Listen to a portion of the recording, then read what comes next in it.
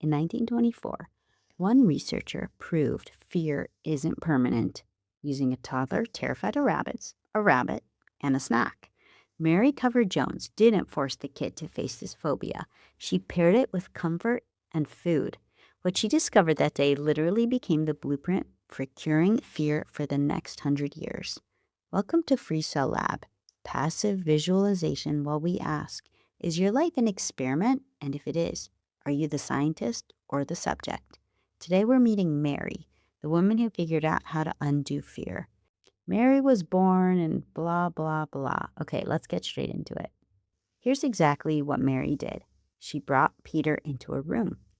That's the toddler. At the end of the room in a cage was a rabbit. And at the other end was a small table. Mary sat Peter at the table and gave him his lunch, his favorite foods, candy, things he loved. The rabbit was far away. Peter could see it, but it couldn't touch him. Peter ate. Nothing happened. The next day, she did it again. Same setup, same distance. Over days, she moved the cage slightly closer. Not dramatically, just a little bit each time. Peter ate his food, probably nachos. The rabbit was there. This is the key. She never forced him, never traumatized him, never made him touch the rabbit. She just gradually, slowly moved the source of fear closer while he experienced something pleasant, eating food he loved. His nervous system was learning a new association. Rabbit now equals safe place to eat. Over weeks, the cage got closer. Then she opened the cage door. The rabbit hopped around near Peter while he ate. Then she put the rabbit on the table. Peter kept eating. Then the rabbit was next to him on his chair. Eventually, and this took time, patience, consistency, Peter was petting the rabbit while eating. The fear was gone, completely gone. What makes Mary's work scientific and not just a nice story is that she documented everything, every session, every date, every distance, every reaction. And she didn't stop with Peter. She found other children with similar fears. She ran the same process with them. It worked on all of them. She tested whether the fear came back, and it didn't. She tested whether it spread to new furry things. It didn't. She ran it multiple times with different children in different settings. Every time it worked. Here's a myth we need to expel from school. That fear is permanent once it's installed. Mary proved it isn't. Conditioned fear can be unlearned. Not through talking about it, not through hours or years of therapy. Let me repeat that. Not through talking about it. Through gradually approaching what you're afraid of while you're in a safe, calm state. And here's where this story gets incredible. Mary figured out the mechanism in 1924. Then, in the 1950s and 60s, a psychologist named Joseph Walp read Mary's work, and he took her discovery and built it into a full clinical treatment. He named it desensitization therapy, and he brought it to the psychiatric community. He published it, he taught it, he showed that it worked on anxiety disorders, trauma, PTSD, not just kids afraid of rabbits. Joseph elevated Mary's discovery from a laboratory finding into a mainstream clinical tool. The whole Joseph Mary, it just goes so well together. Joseph took Mary's documents and ran with it. From the 1960s forward, exposure therapy became the gold standard for treatment for phobias and anxiety. Therapists everywhere started using it. In the 1980s, cognitive behavioral therapy, which is built on exposure therapy, became one of the most evidence-based treatments in mental health. If you're like me, you heard of cognitive behavioral therapy, known as CBT, but don't know exactly what it is. So here's a quick breakdown. It's super practical, collaborative style of therapy based on a simple premise. Our thoughts, our feelings, and our actions are all tangled up together.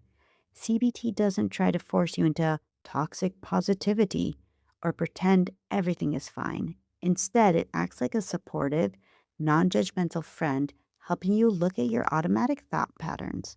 When you're caught in a loop of feeling stuck or anxious, CBT helps you hit the pause button. It gives you the tools to ask, is this thought actually true, or is my brain just jumping to the worst case scenario?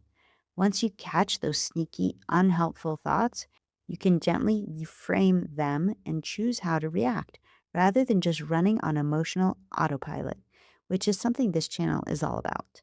CBT is less about analyzing your entire childhood, trying to pinpoint who to blame for your problems, and much more about giving you a toolkit for right now so you can manage stress and feel a bit more in the driver's seat of your own mind. You could be the scientist, not the subject. Think about what this means in real life. Someone afraid of flying for 30 years. Exposure therapy. They're on a plane right now. Veterans with PTSD. Exposure therapy. They're sleeping again. Someone with social anxiety so bad they haven't left their house in years. Exposure therapy. They're eating dinner with friends. Someone afraid of spiders so intense it controlled their life. Ron Weasley, if you're listening, exposure therapy. These aren't hypotheticals. These are millions of people whose lives changed because Mary watched a kid eating nachos next to a rabbit and then figured out a principle. The principle that you compare something scary with something safe and rewire your brain. The fact that we compare a bad experience with a good one and rewire fear, is that biologically brilliant or a brain bug? Whichever it is, it's pretty incredible. Your brain isn't stuck. It's plastic. It can learn. It can unlearn. All because one woman had an insight in 1924. So here's what this means for your life right now and for mine. Think about a fear you have. Heights, spiders, social situations, flying, clowns, just me, public speaking. The fear doesn't have to be something debilitating. It could also just be maybe something you've avoided or just can't do. Turn left. Mary's experiment proves something, that fear or something holding you back might have been installed through one bad experience or gradual pairing or something you don't even remember. But it also proves something else. It can be undone, not through years of therapy talking about it, through gradual, intentional exposure while you're safe. Your nervous system can learn new associations. It can learn that the thing you're afraid of isn't actually dangerous. Right now, there might be a fear holding you back that doesn't have to be. And Mary Cover Jones figured out how to fix it. But millions of people have used her discovery to reclaim their lives. Mary figured out something incredible. Take a moment. Think about something you're afraid of or something you don't want to do, but you should. Next time you face it, take a deep breath. Feel the ground beneath your feet or the chair supporting you or the bed you're lying on or the toilet seat if you're parked on the pot. Ground yourself to this moment and then ask yourself, what good thing could I pair this with? What reward could make this bearable? If you want to start walking, pair it with your favorite music. If you want to face a fear, pair it with safety, comfort, someone you trust. You're not just stuck with what you're afraid of. You're the experimenter. Mary proved you can design your own exposure. You can rewire your brain. You can pair the bad with the good and come out on the other side. Most people never realize that they have that choice, but now you do.